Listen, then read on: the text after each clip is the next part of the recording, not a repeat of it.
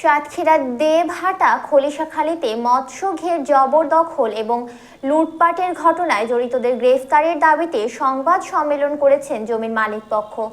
বুধবার সকালে পুরুলিয়াস্থ বেসরকারি সংস্থা আইডিয়ালের সভাকক্ষে এই সংবাদ সম্মেলন করা হয়। সংবাদ সম্মেলনে লিখিত বক্তব্য পাঠ করেন মালিক পক্ষের ডক্টর নজরুল ইসলাম।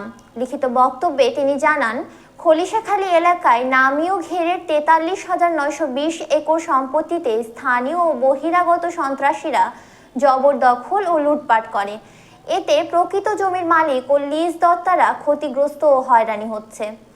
তিনি আরও বলেন, বর্তমানে ওই জমি দখল নিতে এবং চাষকৃত মাছ লুট করার হুমকি ও ভয়ভীতি প্রদর্শন করছে।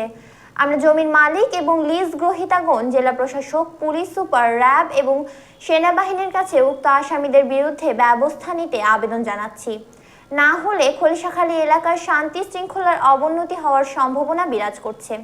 সংবাদ সম্মেলনকালে জমির মালিক কাজী গোলাম ওয়ারেশ, আনসার আলী, আব্দুল মজিদ, রুহুল আমিন, এবাদুল ইসলাম, রফিকুল ইসলাম, আব্দুল খালেক, রেজাউল ইসলাম, আব্দুল গফুর, আনারুল ইসলাম, কামরুজ্জামান, আব্দুল গফফার সহ লিজ গ্রহীতারা উপস্থিত ছিলেন।